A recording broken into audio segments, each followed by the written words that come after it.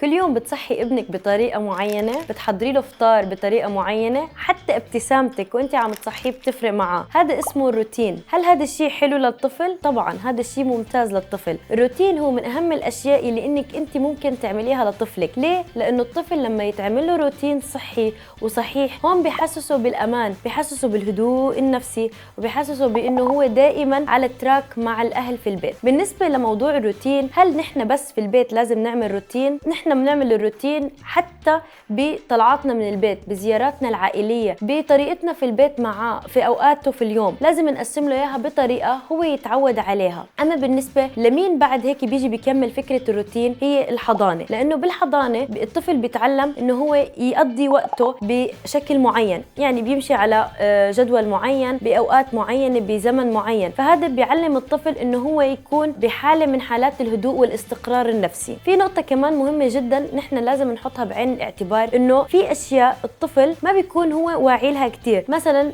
let's say انه ايام الاسبوع، الطفل الصغير اللي هو بعمر الحضانة ما عارف شو يعني سبت او احد، بس نحن بندخله اياها بفكرة اغاني. هذا الشيء لما هو يكبر ويصير بده يستخدم ايام الاسبوع، بصير الموضوع بالنسبة له منطقي اكثر. وفكرة الوقت برضه، نحن لما نيجي نحكي له للطفل 5 دقائق ورح نمشي، هو مش فاهم شو يعني 5 دقائق، بس لما تقولي له 5 دقائق ورح نمشي، حاولي انك انت بالساعة تطلعي عليها بالضبط 5 دقائق. شوي شوي حتلاقي انه ابنك صار يقلك لما تقولي له 5 دقائق بحس انك انت رجعتي بعد 3 دقائق، احساسه حيقول له انه ما كان هذا الوقت. ولو تاخرتي عن 5 دقائق حتلاقيه بيقول لك لا ده كده اكثر من 5 دقائق. هون هو بيكون اتبرمج على فكرة الوقت. فلذلك اهتمي دائما انك انت تصنعي روتين لطفلك، حتى لو في وقت من الاوقات انت دخلتي اشياء جديدة او ما كنتي قادرة انك تستمري في الروتين لاي سبب من اسباب الحياة الطارئة اللي دخلت على حياتك، عادي اهدي وكملي وضلك تحاولي، لانك انت اكيد رح تنجحي. لانه كل ما انت حاولتي اكتر كل ما كانت حتمية النجاح مضمونة اكتر. خليكي معنا دائما خطوة بخطوة